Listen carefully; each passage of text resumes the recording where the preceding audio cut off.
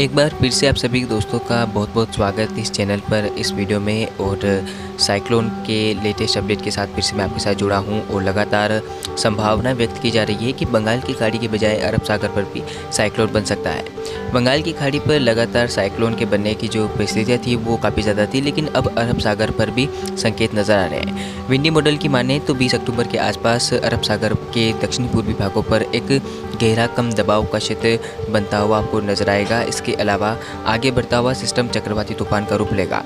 तो इस वीडियो में बात करूंगा कि चक्रवाती तूफान का ट्रैक क्या रहेगा, किस दिशा में जाने की अब तक संभावनाएं जो है वो नज़र आ रही है। कल जब मैंने अपडेट दिया था तब चक्रवाती तूफान के जो है वो यानी कि यहाँ पर सिस्टम बन रहा था, उसके बाद इस दिशा में जाने की संभावनाएं सिस्टम के बनती हुई नज़र आ रही थी हमें। और आज मॉडल में फिर से बदलाव आया है और मॉडल इंडिकेशन दे रहे हैं कि सिस्टम का अब सीधा सीधा रुख भारत की ओर बढ़ रहा है। और जैसा कि मैंने आपको पहले भी बताया था कि पहला ट्रैक जो निकल कर आया था वो सिस्टम का भारत की तरफ था। ऐसे में चक्रवाती तूफान तेज के बनने को लेकर अब परिस्थितियाँ काफ़ी ज़्यादा अनुकूल होती हुई नज़र आ रही है। अक्टूबर के महीने में साइक्लोन बनने की जो परिस्थितियाँ होती है वो बंगाल की खाड़ी पर काफ़ी अधिक होती है। सर्वाधिक अगर हम तौर पर देखें तो बंगाल की खाड़ी पर अक्टूबर महीने में अगर हम देखें तो 1999 में आए सुपर साइक्लोन की स्थिति को देखें तो अक्टूबर के महीने में वो सिस्टम बना था। और लगभग अक्टूबर में जब वो सिस्टम बना तो उसने काफ़ी भीषण तबाही मचाई थी बंगाल की खाड़ी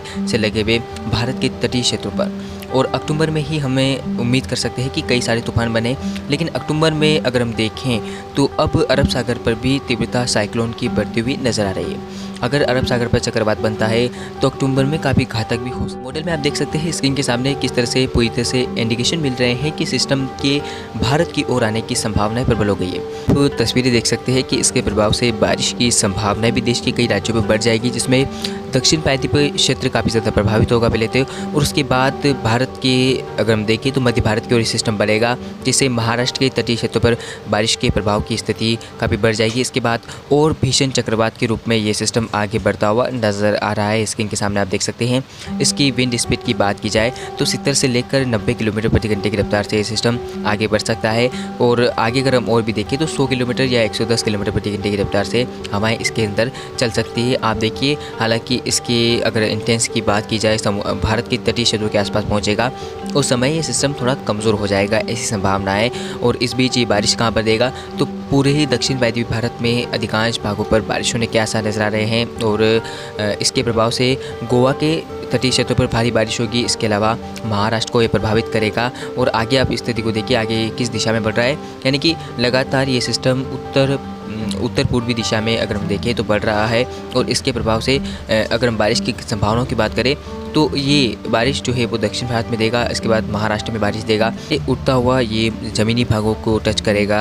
अगर हम देखिए गुजरात महाराष्ट्र के बीच में तो उस समय ये कमज़ोर हो जाएगा। हालांकि उम्मीदें है कि ये सिस्टम जो है वो बारिश कई इलाकों में देगा, तेज़ हवाएं चलेगी और तबाही का कुछ दृश्य देखने को मिल सकता है। हालांकि आपको बता दूं कि ये पूर्वानुमान के तौर पर है, हालांकि अभी और भी बदलाव होने की संभावनाएं मॉडल में रहेगी। और आपको बता दूं कि लगातार मैं आपको अपडेट करूँगा और किस तरह की संभावनाएं बनती है साइक्लोन को लेकर।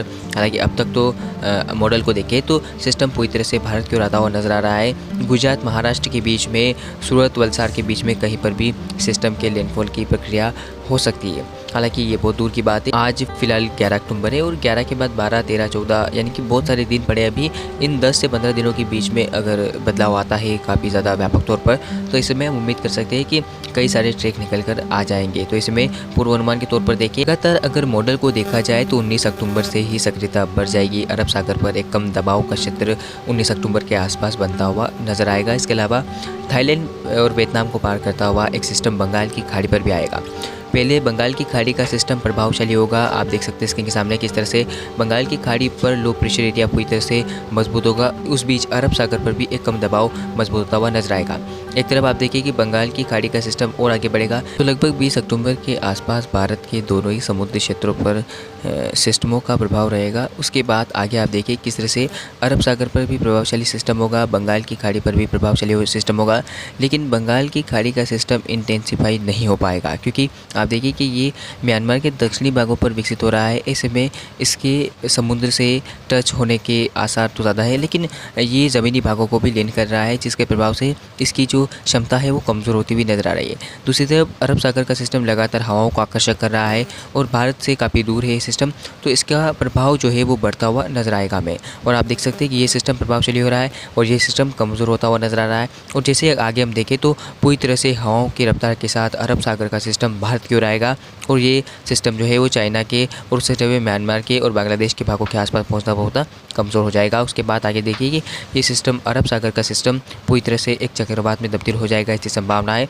और ये काफ़ी भीषण चक्रवात का रूप भी ले सकता है। हालांकि विंड स्पीड की बात की जाए तो 80 से 110 किलोमीटर प्रति घंटे की रफ्तार से हवाएं इसके अंदर चल सकती है। और आप आगे देखिए पूरी तरह से ये गुजरात महाराष्ट्र को प्रभावित करने वाला है, ऐसी संभावनाएं मॉडल दिखा रहे हैं।